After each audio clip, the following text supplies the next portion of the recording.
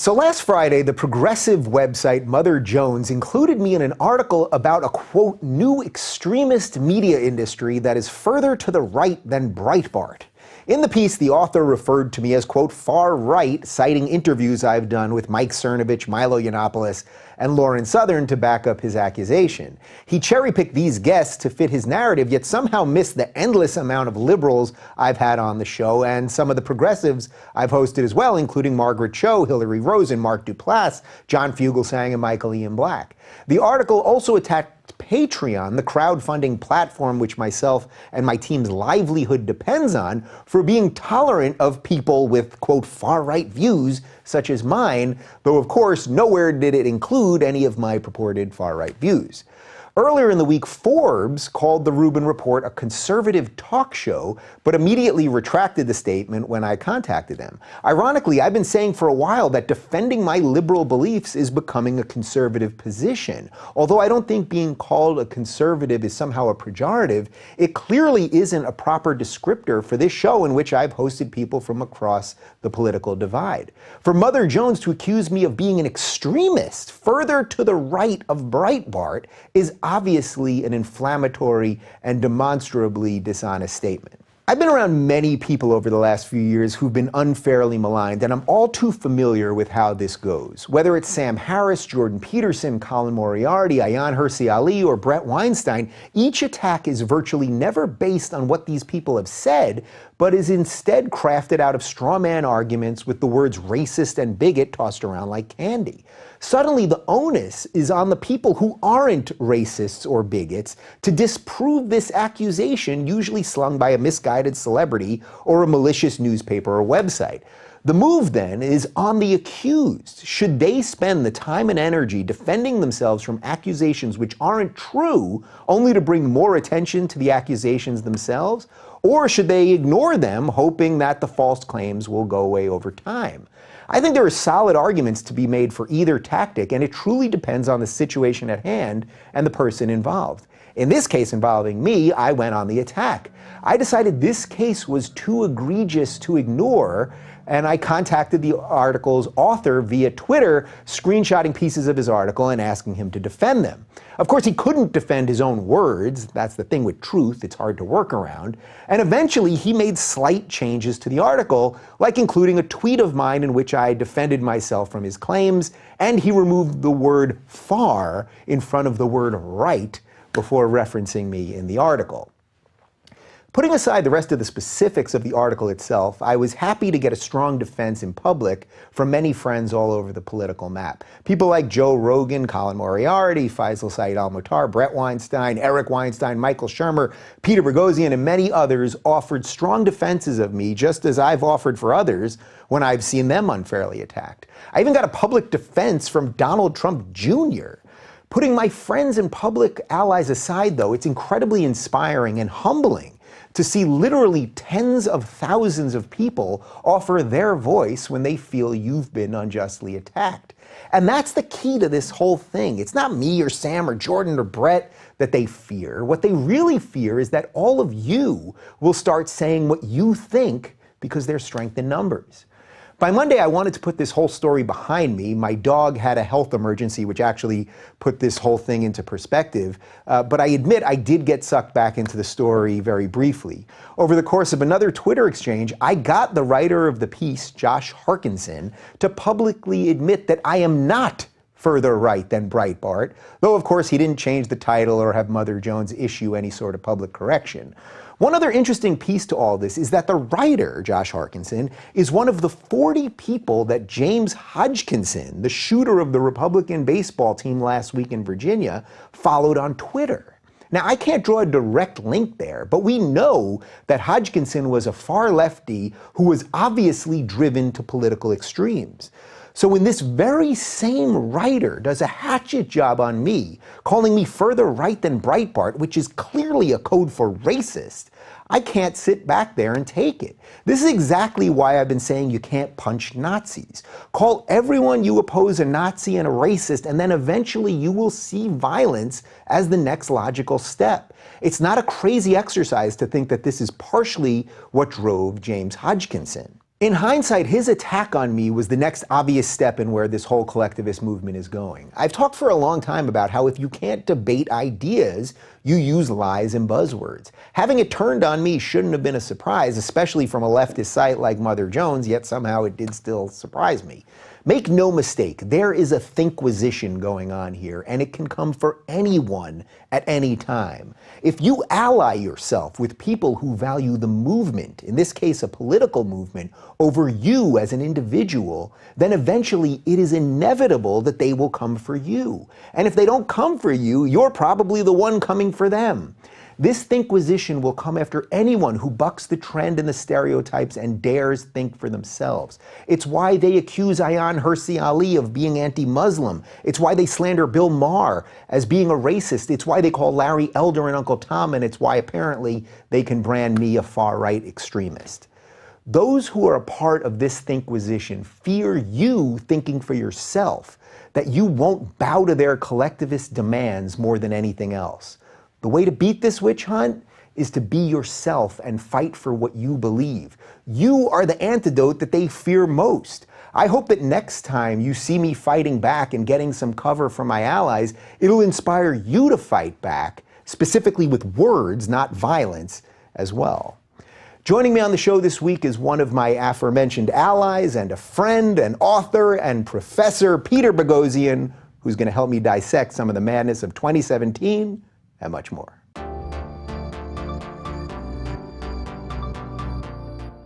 Joining me today is an author and a professor of philosophy at Portland State University and a man who strives to be a good human every day. Peter Boghossian, welcome back. It's great to be here, thanks, and thanks for the striving to be a good human. You'd never know it from what people have been saying about us recently. Well, certainly about me. How about you? You've really been through the ringer in the last few days, and I would love to get to that and talk about that. I suspect we can get to that, but strives to be a good human being. The reason I threw that in there, because that seems to me, you were on the show about a year and a half ago. Right. We had never met before that. We've since become very good friends. Very good friends. We hit it off instantly. Yeah, just like that. And when you were on the show, and we'll link to it down below so that people can see the initial sit down, I felt that it was one of the episodes where so many of the things that I had been thinking about the left, about politics, about religion, and belief, so many of the things sort of all came together. They really did, and I felt richer after, and I do often in some interviews I feel dumber, but this was one where I felt richer, and since we've become friends, but you do strive to be a pretty decent I do. It's interesting. You know, you said, how should I introduce you in the beginning? And I was thinking... I don't ask that normally. The only reason I ask is because we're friends, and I thought maybe there's some personal little anecdote or something that you want to... Yeah, and I really, I really just striving to be a good person. I think that that's one of the things that matters, that kindness, that compassion. I think we've so lost it in acrimonious, we're so hyper-partisan, and the college craziness and everything that's been going on is... And the attacks and the people don't give you an opportunity to respond to those attacks and the negativity on social media. So, I'm just trying to be a good guy. I'm just trying to live a good life. A good life. So in the last couple months, you lost your dad. I did. That was one of the seminal events of my life. How do you stay a good person throughout that? Not that losing someone's going to make you a bad person, obviously, but you're still trying to work. You're still trying to be a public person and to write. How do you manage not just going nutty in the course of it? Yeah, and I had some health issues. I was in the emergency room 3 times in the last few months. I have Crohn's disease, so that's not doing me any favors either. Without getting too deep, I mean, you were in the hospital today. Yeah. I don't know if you wanted me to tell that to people. No, that's fine. You've had some stuff. You've had some stuff going on, but I think I'm open about it. No, and I think that really does make every moment of your life precious. And when my dad died and my mom died, I don't know. It's a kind of a combination of feeling more circumspect and I've always had in the back of my mind my parents' approbation, what my dad think or my mom think. And it's kind of really given me an opportunity to, I'm trying to frame it positively, it's given me an opportunity to reflect on what they did for me in my life and try to do that for my kids. But yeah, when navigating that reality when your parents have died is very intense. It's very, even little things like you get in the car, you should always get in the car and just call my dad or I call my mom, and I don't do that anymore. And I think one of that's why I was thinking today, I don't like the idea that someone passed.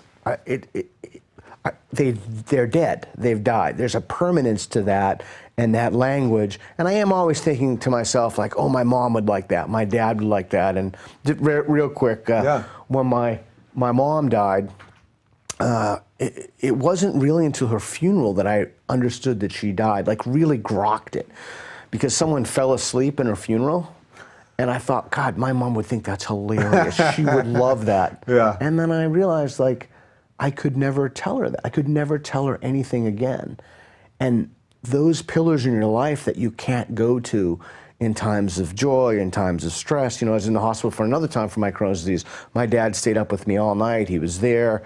And that part of my life is gone now. Yeah. So as a philosophy professor, and as a well-known and outspoken atheist, when you're challenged with something like the death of a parent, do any of your beliefs get challenged? I mean, is there a moment at, right after your dad passed where you thought, man, I want to believe, or did you maybe have a dream that seemed different, something like that? Because, you know my feelings on belief, and I'm not a believer in the traditional sense, and yet occasionally things happen that I go, what was that? After my grandma passed, who I was very close with, sorry. I had some very vivid dreams that seemed to me she was telling me something. Now, I'm not saying I buy it for all it is, but it has some value to me.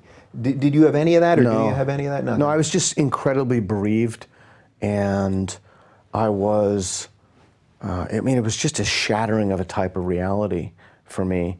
But it also made me realize that it really is true that every moment of life is precious. You just have to be so grateful, go through life with a sort of gratitude for the experiences that you have. So when you hear someone like me that you know pretty well say, well, my grandma passed away, and then, I could tell you about the dream. I was in her apartment. She looked amazing. She was like glowing, and she was wearing all black, and she had these like green neon streaks in her hair, and she was like running in place really fast, and she was telling me how excited she is, and she has all these things to do.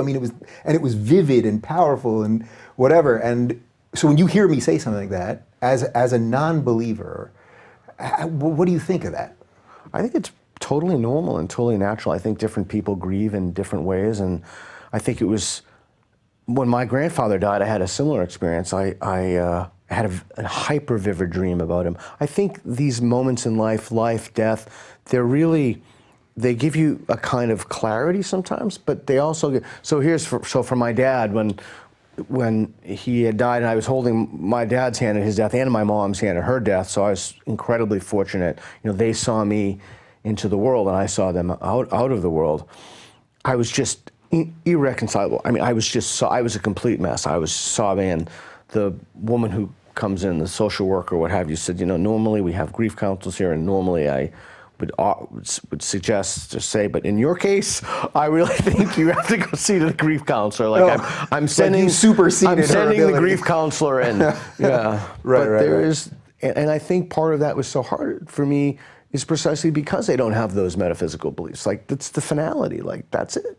So then did you have moments through these? So you didn't, I guess you're saying. You really didn't have a moment where suddenly you thought, maybe I got this wrong, or I want to believe in something that I can't prove, but it's really that locked for you, like. Oh no, it's not locked. I just never bartered my hope for anything. I never. That's a great line. Oh yeah. Never bartered my hope for anything. Yeah, it's true though. I never. And then you go through the long. I was living in his house. I was driving his car. I was wearing his clothes. Because right after we did the event with Christina Hoff Sommers, the next day that I went out there to see him. But it was fortunate. And one thing that people really don't want to talk about, I think the left and the right has their own blind spots, but parenting, I am absolutely convinced, is a prophylactic to bad behavior, good parenting.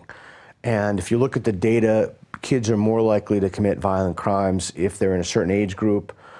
I just read this, and I was reading Matt Thornton's manuscript about violence.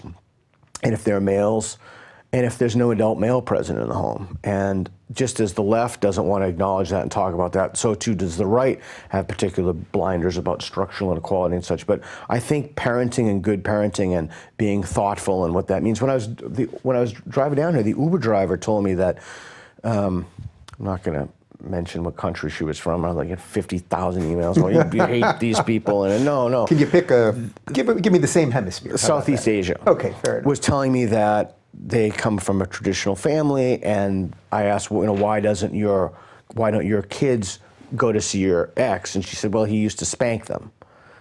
And I thought, like, wow, I've never raised my hand to my children, ever. I have raised my voice on occasion. I've never lost my temper. It doesn't speak to me. I think Denmark. You've smacked me once or twice in an argument. More than that. But that's the other thing. It's this idea about verbal violence. It's the idea. It's a complicated, but I think parenting. I think we've overlooked how important that is. Oh, one more thing. Since we're talking about this, didn't plan on talking about this. I have no plan here, Pete. Yeah, the nurse said something really interesting to me. She said, I bet you he was a wonderful father to you. And I said, well, you say that to everybody. And she said, actually, no, I don't. I can tell by the way the kids treat their parents when they come to the hospital. And it was so sad. So I would walk into this hospital every day, and I would see all these people who were literally dying, and they were alone, and they had nobody. And it just made me, what a kind of a loneliness, Yeah. Is that the funny thing about non-belief, that you've so obviously had a transcendent experience, but it's all based in actually what happened? So a lot of times, in reality. Like, I had a father. He was a physical person. He lived in my home. He raised me. Oh, and this is the thing. So what did I do when my father died? After sobbing, and the first person I called was my childhood friend, like the next person who had known me for the longest time, and he cheered me up, and it was good. Or he tried to, That's connected to the family thing, don't you think? I've mentioned this a couple of times lately, that I think now at 41 next week, I've started to really understand, I've started to understand why the family thing is so important, and that I'm so proud that my parents have been married for 40 some odd years, and I still go home to the same childhood home, and my family friends are all still there. My best friend in the world is still the same guy that I met before kindergarten when we were 4 years old. That those connections have incredible value. That's what, what is the meaning of life? Well, whatever you make the meaning of life be. But Aristotle talks about that, and here's what I would throw out to you and to the audience, is that you can have the richest, deepest, most rewarding friendships if you are a person of virtue and the person with whom you're friends with is a person of virtue. Aristotle says it's the highest form of friendship between two virtuous people. Yeah. And what does that entail? It really does entail a kind of Greeks call it parousia, speaking truth in the face of danger. So, and I've told you a few things, and you've told me a few things. Hey, I think you're wrong about this, or what have you. And if that is sufficient to decide that we're going to part ways, then either our friendship wasn't that strong in the first place, or I would like to think that we have the sort of relationship that we can be completely honest with each other, and even really, I wouldn't spare your feelings about something, frankly. Yeah, which is what you want. I would expect, that's what true friendship is about. And then I would expect that you would expect that I wouldn't spare your feelings, that I would just say, hey, look, man, this is how it is, you did this, and I have to say, and then whatever it was. I was telling you about this right before we started, so without even saying the sex or name of the person, certainly, or anything like that, I got into a bit of a argument with a friend of mine, a public person, just yesterday, and we really got into it on the phone, and I made it clear, and I've done this a couple times lately, made it clear with people that even if we're apoplectically angry at each other, this is not going to end the friendship, at least for me. Awesome. And I feel that comes very easy for me to say that. It really does. And I don't know why that's so hard for other people to do, that we're so now willing, and maybe it is a social media thing and a short attention span thing or something, like we're so willing to just shred things that we've had. Yeah, it lends itself to a really interesting question. What would be, since we're talking personally, if I may, what would be a deal breaker for a relationship? And I was at dinner with my family a few weeks ago, and my son, you've met my son. Yeah, he's a great kid. Almost always keep my family's names and stuff out. Started talking about one of the things he's learning about in school is gender and social constructs and sex changes. And he said to my wife, if Dad decided to become a woman, would you still be married to him? And my wife, without an instant of hesitation, said no. And both my children were flabbergasted by that. They couldn't, and then they kept pressing her, and she said, basically, this isn't what I signed up for. And it just made me think, so what are the limits of friendship? Like, what would the limits of friendship, I can think of a few things. Well, if I found out that you murdered somebody, that you were a cold-blooded murderer, or you had done something so duplicitous directly related to me. Or even I would add, maybe even to someone else, or... it doesn't have to be directly related. We could make a scale. Like, well, what if I started filling my pockets when you were in the kitchen with grapes that I saw in the fridge? Grapes. I told you could have anything out of it. I know, right? And the funny thing is, we'd have a relationship. I didn't ask. I was going to take it anywhere. You did just go. Yeah. So, like, what if I went into your bedroom when you were gone and went through your drawers? Like, there are, what those limits are different. But I'd suggest that it really comes down to virtue and trust, and those sorts of relationships give your life so much meaning and are so fulfilling and are so profound. They make for a life worth living. And that's, I think, what we need to put front and center in our lives. And even the stuff on addiction is fascinating. My wife's an addiction medicine doctor, and she gave this really interesting presentation about how one of the reasons that people become and stay addicts, and all the studies, and this is out of my area of expertise, but basically she does these studies on rat parks, and when rats are given wheels and fun things, habit trails, or whatever rats like, they're much less likely to choose narcotics than if they're not. Mm-hmm. And one of those things is these relationships that we develop and we nurture throughout our lives. And I guess I would like to be the sort of person for whom being a person of integrity and virtue and having those deeply fulfilling relationships enhances my life and my friendship. And then when you call me and you say, hey, this is up, thanks for that. I appreciate you did this, and that was a massive dick move. Yeah. Thanks, I appreciate that. So I know we've definitely talked about this privately, but I think we may have talked about it last time also, but I think it would be good to rehash. Sure. If someone does exactly what you just said, to find that virtuous life, but needs to do it through belief, but does the exact same thing, do you think that is somehow still an inherent problem with the proper, not the proper way to be a human, but just, what's the problem then, if somebody does that? Well, there are two issues with that. One is, what's the problem? Does that cause a problem with your relationship to somebody? So I have a friend who's, not only is he a hardcore Christian, he writes children's books trying to indoctrinate people into Christian. Phil Vischer, the guy from VeggieTales, he's become a very good friend of mine, texting and such. So this shows you can be friends with someone. You can, and I've confided in him about things, and I trust him, and I have told him in no uncertain terms, I think he's harboring not a misconception, but a delusion about the nature of reality. And we've had a civil talk. No one threw fisticuffs, we talk about that in the context of our friendship. But that wasn't sufficient for him to end well, I never had any idea we were talking about this today. That wasn't sufficient for him to withdraw from the friendship or end the friendship.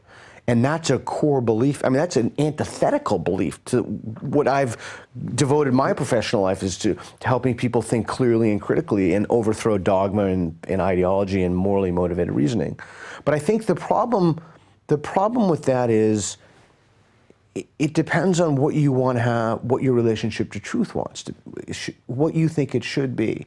There would be something to me if somebody was friends with me and a genuine friend and a virtuous friend only because they feared that if they would not do that, they would go to hell. There would be something suspect in that for me. Mm-hmm. But what if it wasn't that? What if they just had some belief? You know what I mean? Like, whatever Zeus it is. They just had some belief that you couldn't prove. Right. Okay, karma is a great one. So they just believed in karma. What they're going to put out there is going to come back to them. Thus, because of that, they become the virtuous type of person that you aspire to be. It's a great question. I think I've shifted my stance on that over the years.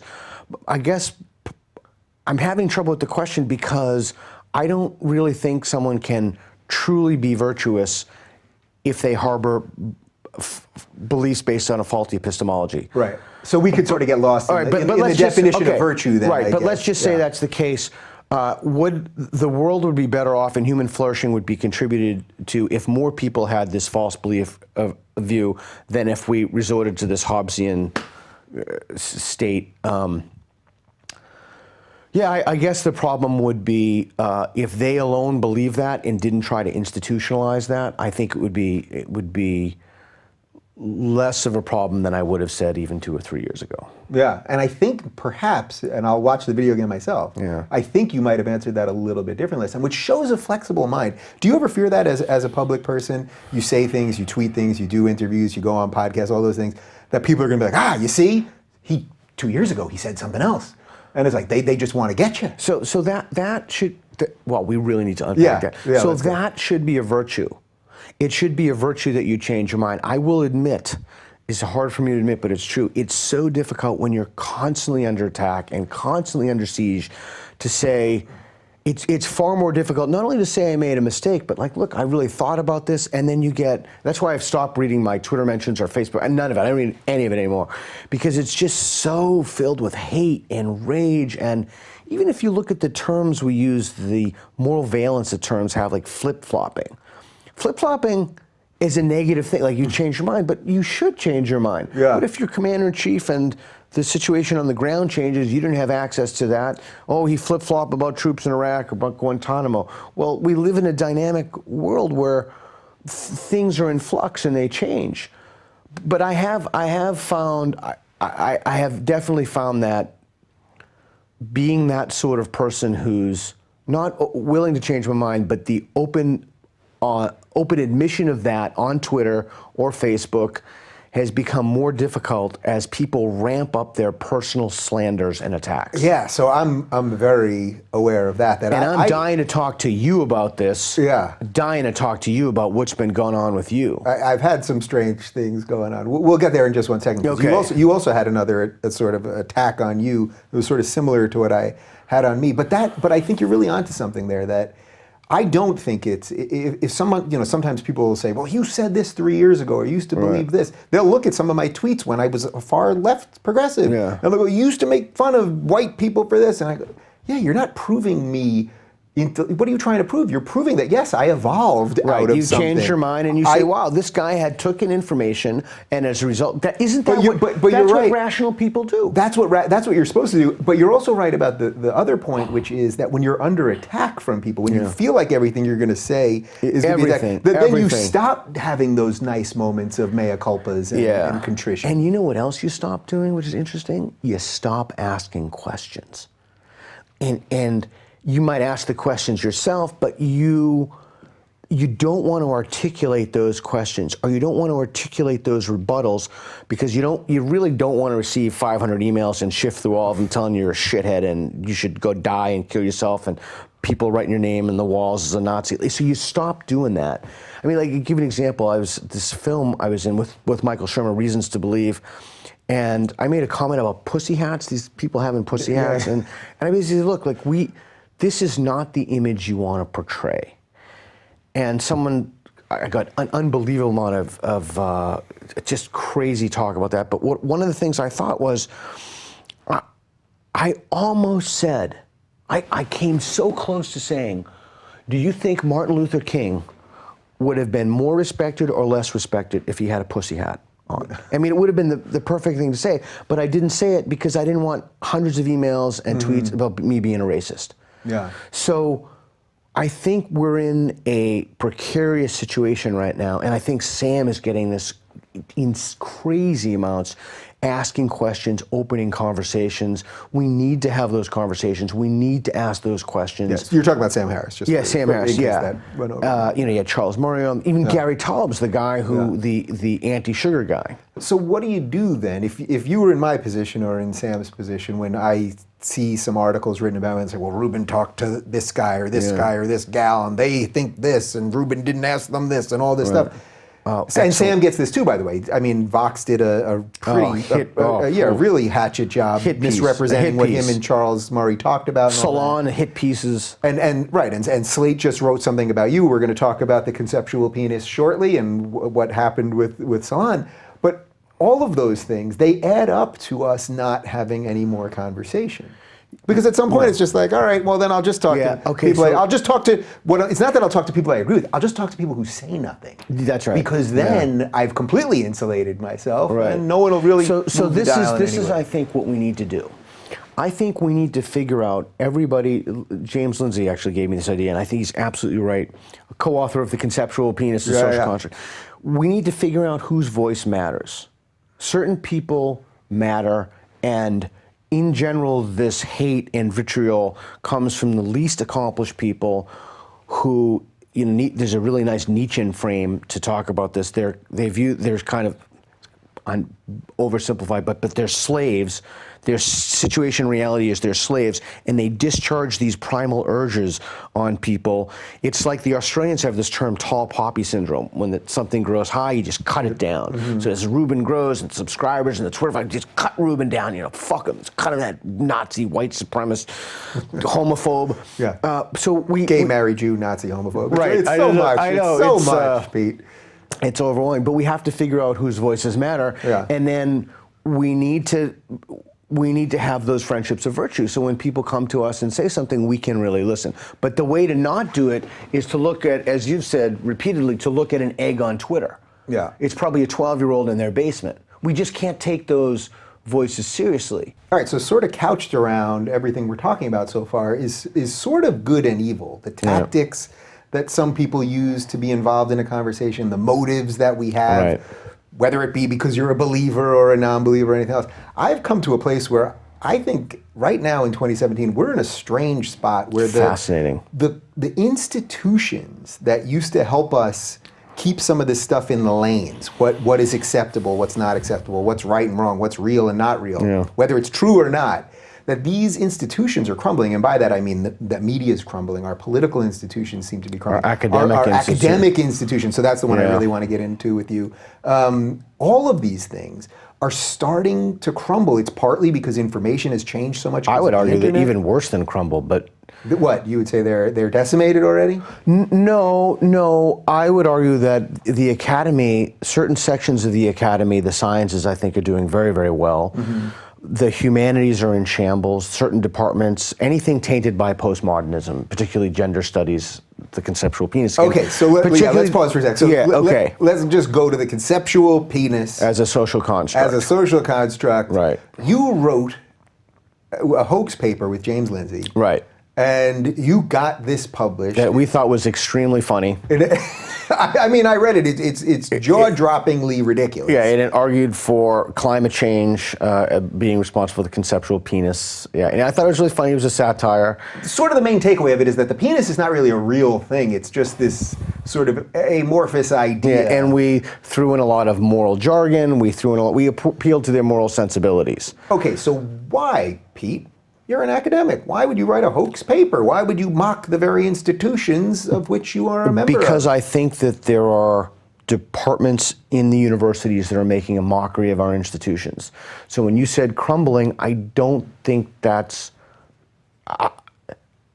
not the word I would have used, although it's accurate in a sense, but these people are fabricating not only their own knowledge bases, they're writing things in journals that they then cite that becomes knowledge. They're manufacturing ideas that are totally untethered to reality. This is how crazy this is. So look, I'm going to explain it. I'm going to try to explain this. You reel me in if this is unclear. Okay. But this idea is so crazy that anybody listening to this can say that can't possibly, this can't possibly be true. So this is the idea, and then I'm going to give you asked me about belief, I'm going to give you an analog in theology. Okay. So what these people do is that they have moral intuitions based upon Marxist thought, basically. I'll get to that in a second. So what they do to justify this is they manufacture their own epistemology, their own way to know that justifies the conclusions that they have, so that then they can go out and become activists. Now, quick detour. Yeah. One of the biggest problems facing the left right now is anybody who calls out a bad idea is viewed as somebody on the right. We've got to stop that. I know a little something about You this, know a Pete. little something about this. Yeah. A lot about this. So Yeah. I'm going to give you an analogy in theology. So this guy, Alvin Plantinga, is a Christian philosopher. So he has these beliefs, they're actually more than that. They're claims about reality and about Jesus being the Son of God. So he realizes that there's no evidence that can take him there. So what does he do? He manufactures his own epistemology. He said, well, we're going to say that there's this thing called the God sensor, and the God sensor, some people have it, and it allows you to, just as I apprehend the color red, so too do I apprehend God. So he makes an epistemology to justify these insane claims about the nature of reality. So just as he has done that, critical theory is that epistemology that is used, and I can explain that. It's complicated. I'm afraid we're going to lose people because we got a lot of terms we got to throw out. It's very complicated. But what I would like to attempt to do in this segment is to link the madness on campuses right now to the intellectual engines driving that madness.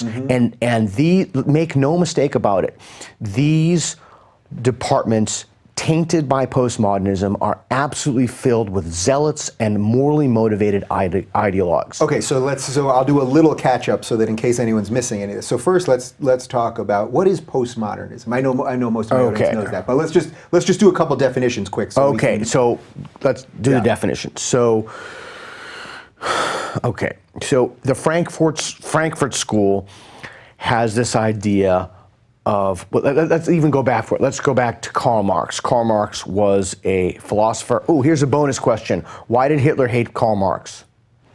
I feel like there's a good punchline. Well, it's not a joke, it's actually true, because he was a Jew. Anything the Jews touched were ordinary, but otherwise poisonous. They loved each other. I thought they were a great guy. No. So Marxist economics, and these people aren't Marxist, they're more Marxian would be a better term. Marxist economics looks at the world in terms of economic oppression. There are oppressor classes, etc. So they have, and then we'll get to the idea of postmodernism. It's simple and complicated. So they've taken this idea of these Marxian notions of oppressor classes and looked at them in terms of gender and race and for example, the patriarchy, and then they have hierarchically prioritized people within that list. So the patriarchy is white, heterosexual, cisgendered, which is a thing, males. And you're at the top of this. You are a badass motherfucker. I am absolutely top. But that's the other thing they do. Just like religion, they have their own defense mechanisms, and that's what they say. Well, you can't criticize it because you're a cisgendered white heterosexual male. And is the ultimate irony of this that is prejudice. That is prejudging people because I could then sit here and go, wait a minute. Peter Boghossian, a white, straight, cisgendered male. Yeah. Well, I can prejudge you based on your immutable characteristics. Okay. So this is indispensable to talk about. So you are using words based upon normal, ordinary definitions. I'll give you examples some more. It's like, so when you use racism, it's the way I use it. It's the way most people who haven't been indoctrinated by gender studies in the postmodern left. It's the idea that you do not judge people, particularly negatively, but you don't make judgments about people based upon an immutable characteristic like their skin color. But they've changed that definition to make it systemic racism. They've changed that definition to put in a power vector, a hierarchical power vector that only flows one way. So for example, in this, blacks cannot be racist against whites. So they have it's very sneaky, they've taken a normal word, added a moral component to it, and changed the definition of a word. Here's some, if I may give you some more examples, like equality. Equality is a good thing, but they've shifted from equality to equity. Now, what does equity mean? Equity means, well, we need a certain number of people representative of the general population. 17% African Americans, we need to have 17%. But the problem is that they also want to take into account historical discrimination and a kind of reparations for that. So those numbers are even higher. So I think it can be summarized in Ruth Bader Ginsburg's quip or joke or whatever it is, how many female Supreme Court justices do you think there should be? 9. So it's not just, right? It's not just that we want equal representation. We want more because of past injustices. Go ahead, because we got to talk about deconstruction, we got to talk about violence, we got to talk about why all these things, when you understand them from this mindset, they're all coming from the same school of thought affected by critical theory. That's why the most... So now let's define critical theory. Yeah, so critical theory is this idea that that traditional power dynamics and and this is oversimplified, but it's just a general idea from which we can have a starting point for a conversation. Yeah. See, that's again, I thought to myself, I'm going to get 500 emails, and I'm just trying to, and it makes me, it makes me self-censor, and then I'm like, come on. Yeah. Okay. But that's real. That's a real, I don't want to get lost in that. Yeah. But that is a real thing. I mean, I find it for myself sometimes. I try to talk broadly about things because I want to communicate big ideas, and hopefully people will then read some books or watch some other videos or follow some other people on Twitter or whatever. And then even if you talk broadly, we'll be, well, you see, he swept over that. Right, or he didn't know this. Or why didn't he talk about the Frankfurt School? Like, he didn't mention Horkheimer once, or Adorno, or all these guys, or that guy's. And you know, you just get to a point where all of that self-censoring, it's not. It diminishes the message. It's not good for you. It's not good for conversations. It's not good for. Okay, so anyway, that's why I mentioned the Thinquisition at the top. And of the I show. think that was. I heard that. Yeah, I think that was Thinquisition right now. If you think for yourself and you are not afraid to buck the trend, they will come to get you. It's exactly what we're talking about. So critical theory. So it's the idea that it's basically a Marxist idea. It's the idea that there are these entrenched power structures and entrenched power dynamics. And one of the things that we need to do is we need to recognize these, and then we need to overthrow them. We need to deconstruct these traditional hierarchies to make society more, that's the thing, more equitable, more fair, more what is it? It's complicated. So these kids protesting at Evergreen or what have, they don't just ex nihilo just get this idea that they're just gonna, no, they get this. These are coming out of specific departments in the university, and when they're asked, why do you do this, or what is this, they talk, well, my professor said this, and then this is the insane part that gets back to the conceptual penis again, that these people have their own lines of literature. That is, these are intellectual cesspools. They have, that's going to get, so they have hashtag intellectual cesspools. I'm going to start using that one. That they have manufactured what they think, that's why they have to, like with cultural appropriation, they have to import ideas like power, because it isn't, the whole thing is made up. It's completely fabricated because they want to overthrow these traditional hierarchies. So these kids get this idea from their professors, who then get promoted in tenure because they publish in journals and their stuff is almost never cited by anybody, but yet that's how you rise up. And then what happens is you have a whole canon of knowledge and you go out and teach people. And then you have diversity training, and the shame of this whole thing is that there is legitimacy to white power. There is legitimacy to some of this stuff, but the way that it's metastasized almost doesn't allow any kind of liberation. It does almost the exact opposite of what they want to do, because it gets you people like Trump. But one more thing I was saying. Yeah. But then what happens is it goes to colleges of education, and then they start teaching. And I think I told you my son has, in his geography, he has geography, civics. I can't remember. I'm looking at stuff. They've never even opened a map. They've never opened a map. They've never in civics class how many Supreme Court justices, legislative branch, how many Senate, none of that stuff. But he knows everything about the Black Panthers. But he knows everything about the civil rights. The civil rights movement is extremely important. Wonderful stuff. But it should not, we need to look, I'm looking at a map, kids need to know what country's above Canada. But anyway, all of this stuff gets back to certain departments in the university that are pumping out nonsense, that are indoctrinating people, and exactly like a religion, they have their own defensive structures. They're, being offended is the new thing. Inclusion is another word that they've changed the meaning of. So there is a direct line between, is this clear so far? I'm with you. It's clear to me. Yeah, okay. So I'm a pretty good judge of what the audience. Okay, so because if it's not clear, something needs to be unpacked. So they want to overthrow these traditional hierarchies, and they've manufactured their own base of scholarship to do so. So how? So that's why it's worse than crumbling, because at least if something crumbles, something worse didn't take its place. Like if an alarm, like it's like having an alarm clock that rings randomly.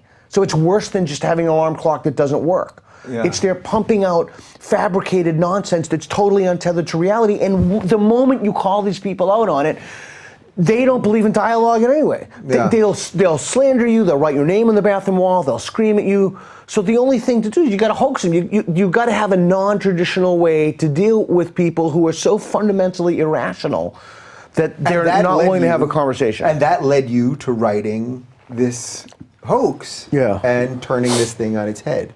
All right, there was so much there I want to get to. So first off, what's the connection with the religious mind that these people have? Wonderful because question. this strikes me as the new religion. That's that in a weird absolutely way, right. Politics, but this leftist, postmodern, Marxist stuff, that this is the new religion. They mock 100% correct. everyone else for their beliefs. Right. But they have a belief that is so tethered to their own being that if you challenge it in any way, they outcast. Well, they'll hate you, but they'll also outcast anyone that tries to 100% question. correct. And so what does it say about that kind of mind? So that is an awesome question. So actually, Lindsay and I wrote a paper again. Privilege is the original sin for the left. So, but there is one fundamental difference.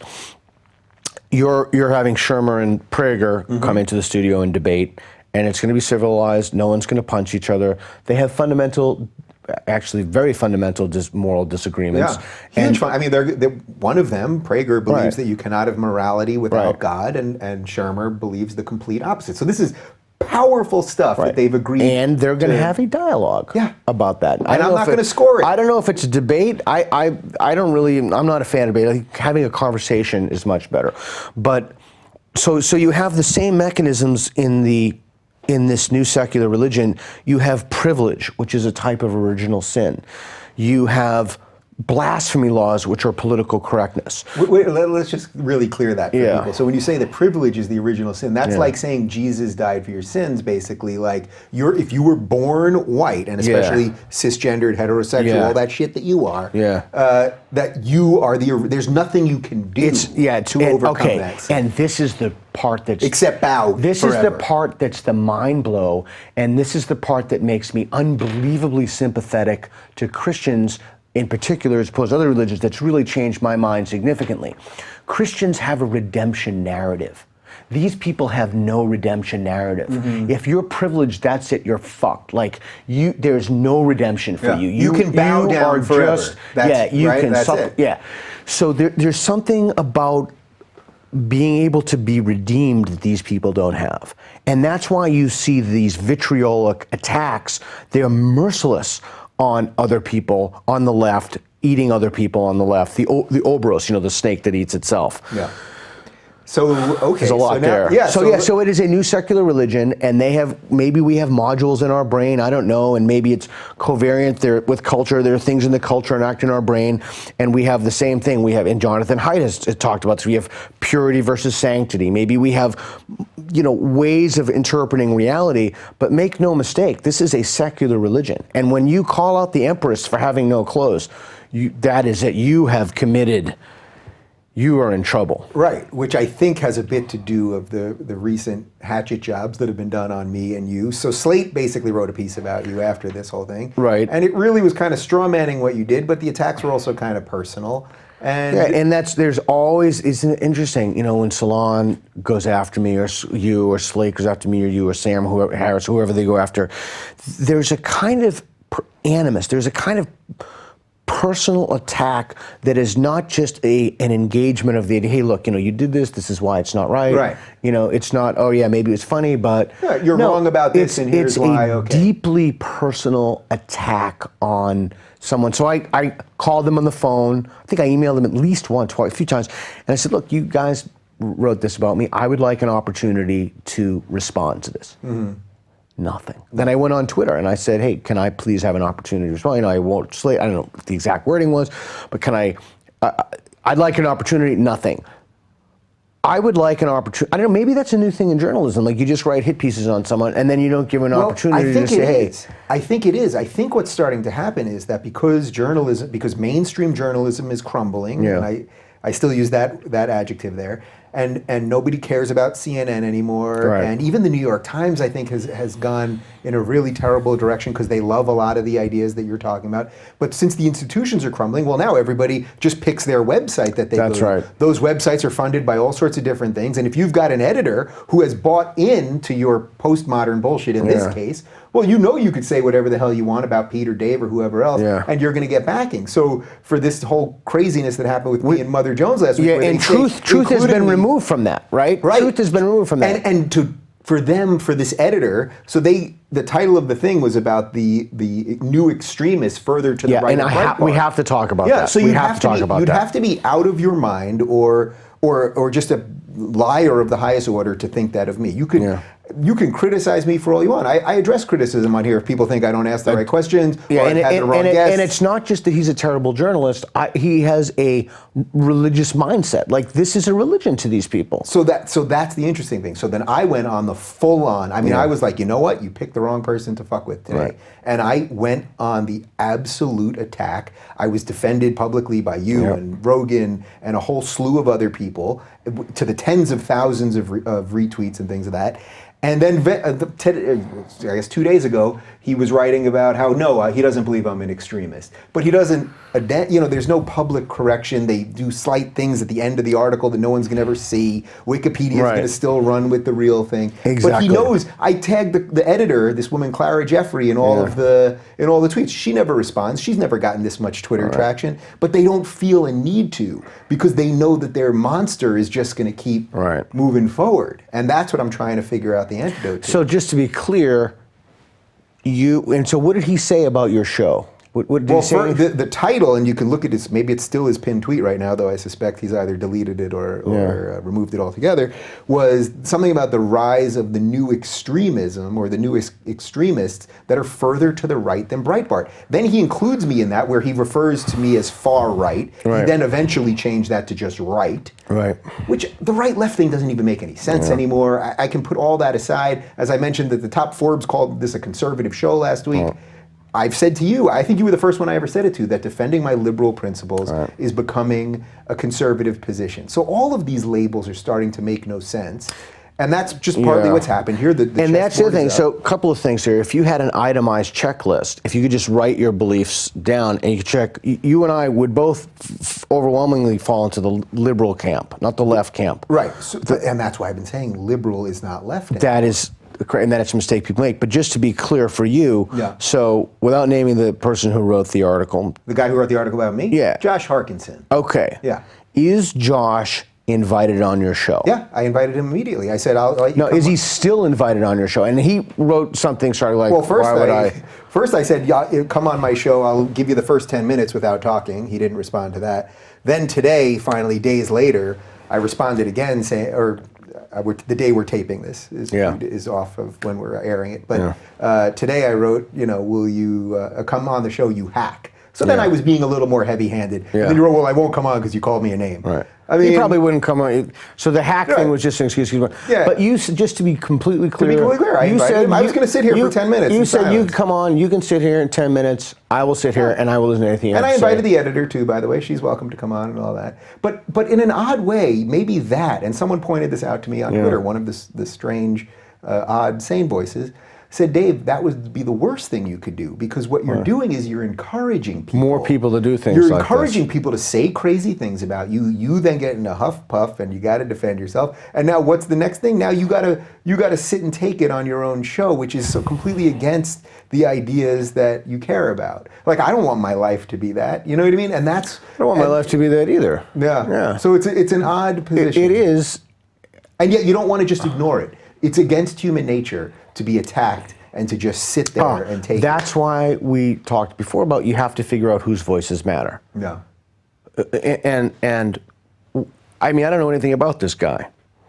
But does his voice matter to you? I mean, is this guy's opinion? No, he's utterly irrelevant to me, but he wrote a piece in a publication that has some... So the publication has some relevance. And by the way, this guy, as I mentioned at the top also, he was one of 40 people that the Virginia GOP baseball game shooter followed. Yeah. So we know that that guy was riled up by a lot of the political stuff he was reading, because you could just look at his Facebook and all that to see that, and how much he hated Republicans, whatever. So if you're calling me an extremist, there's a cost now, that ideas and intentions matter. Which is why I think you can attack the hell out of ideas, and you should. Yeah. But doesn't mean you should be instigating violence. And therein lies the rub. How do you feel now about all this, now that it's been a day behind you? Do you feel angry? Well, when it happened on Friday, I was livid. I was in New York City, and I was walking in the middle of Times Square. So I'm in Times Square, the craziest place on earth, like, stimulation bananas, and I'm whatever, and I'm just flicking off Twitter, and I'm calling people, and like, I'm going to destroy them and everything else. And some people said to me, this is the very definition of libel, because it's demonstrably untrue. He's attacking your income source because of the reference to Patreon, all these other things. I don't want to sue the guy. By the way, I've been on the record as saying I am for libel laws. I'm a free speech absolutist, but there are laws that we have related to libel. That's a secondary thing. But then on Monday, when it calmed down, when I got home from New York on Sunday night, you know this because you're in my house right now, I came home and my dog was staggering around. Emma, she's 13. I love this dog with every fiber of my being. She was a rescue from Hurricane Katrina. I've had her, for 11 years. And she was staggering, and she was having trouble standing, and she looked confused, and her eyes were darting around. And then I spent the night, and we had to bring her. She stayed at the animal hospital overnight. We just got her back today. And she has some issues that we're hopefully going to work on, but it completely put everything in perspective. Yeah, I was going to say this animal is more important to me than this bullshit, without question. Right. It doesn't mean I'm not going to get riled up about that's this really stuff, interesting. But my love of this animal far supersedes that. That's what we talked about before about relationships. And I have two dogs, two kind of crazy dogs, but those relationships matter, and in that sense, they not superseded, not override, but it made you refocus on what mattered. Like, you could be doing all this stuff, like that thing in Private Ryan, that scene where the guy's like saying, oh, we gotta do this, and he gets a bullet in the head. Yeah. Like, now you have a sick animal. Like your dog is sick and you love your dog. And I don't know, I guess it's interesting. I don't know whether or not having him on would be a mistake or not, because it would encourage other people to do the same thing. Yeah, well, I know it would, because it's a feeding frenzy. We know how these guys operate. We've seen this before with many friends and colleagues. Yeah, what do you think his motivation was? I mean, I know you can't what is the motivation? Because I believe that it's exactly what you're talking about.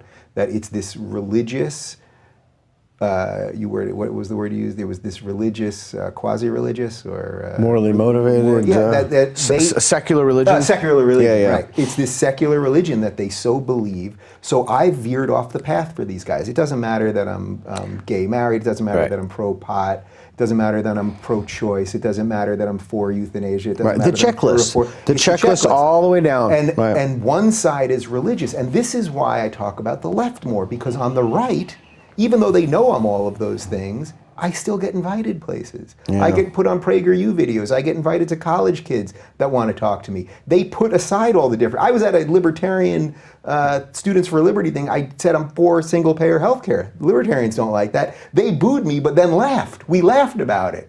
And I kind of mocked them for booing. Guys, we're the tolerant ones. Come on, guys. And they got it. Yeah. I don't get any invites the other way. So that's why I think that phrase is so perfect, because this is the new religion. It is the new religion. Why do you think you don't get MSNBC doesn't have you on? I don't know. I can't beg them. I was on Fox last week. Greg Gutfeld, who I think is a great guy, who's going to come on in here. Yeah. Really doing good stuff. We disagree on some stuff. Okay, big damn whoop. Yeah. But I can't beg them. Why does Fox put on Ion and MSNBC doesn't? You see, that's a wonderful question that we should demand answers to that question. Did you see last week that the hearings? Hulk, what's his name? The actor that plays Hulk. The actor that plays Hulk. Somebody help me here. Mark Ruffalo said the thing about, MSNBC's hiring these white conservatives. And it's so interesting because he's judging people's political opinions on their skin color, number one. Now, he's a white guy who plays a green guy, so there's some inherent, you must, as a philosophy professor, there's got to be some deep shit there. But even putting that aside, if they started hiring a bunch of black conservatives, he wouldn't be happy about that either, because he would accuse them of being Uncle Toms or something to the Republican Party. It's like Clarence Thomas. You know, we need more Supreme Court justices. They're black. Would you rather have more Clarence Thomases on the Supreme Court, or would you rather have more white liberals on the Supreme Court? So what do you think is the antidote to this? Because I've been trying to push the ideas of classical liberalism. As you know, I believe that the individual is the only antidote to this. If you relentlessly stand for the individual, you will always stand for our differences. You will always be tolerant of our differences, because you will realize that you're different than the next guy. You won't look at somebody and prejudge them based on color, or say, I have to treat them like they're some animal because they have this level of oppression. Where the others, so you put your finger on the problem. So let's talk about the opposite of the problem. Intersectionality is the problem. We haven't talked about that, but that there is grievance jockeying. Gad said the oppression Olympics, etc. We need the opposite of intersectionality, and we need unionality. And there's a line of literature called superordinate identities. So let's unpack that real quick. Have you seen the Heineken commercial? Yes, it's incredible. I love it. It's amazing. It's everything that I've tried to do here. Okay, that's what we need. We don't need... Can you just lay it out real quick for the Heineken commercial. You lay out the Heineken commercial. Well, they just basically get people together who you'd think have nothing to do with each other, or should be enemies, political enemies or personal enemies, and they sit down over a drink and do it. And they have do that conversation. Yeah, well, then they're not sex. No, they do some task, right? They have some hard task, and then at the end they say, "Do you want to have a beer?" Yeah. And they say, "Yeah," and then they talk. Yeah. It's an example of unionality as opposed to intersectionality. We're not grieving. We're not trying to find out who has the most strikes against them, who's the most oppressed, and then they get the most. They get the rights to talk. The BLM.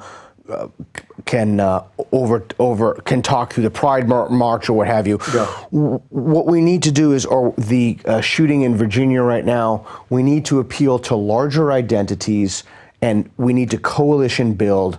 And I see the left over and over again continuing to dig down in identity politics, continuing to use intersectionality to find the most marginalized and oppressed groups, and then to attempt to change either the nature of words, the structure of the rule sets in our institutions to privilege these folks. John Rawls had this whole thing solved, but I think superordinate identities, finding identities and things that we have in common, and working to build coalitions. And I think if the left continues to do that, we'll either get another 4 years of Trump or that other lunatic Pence.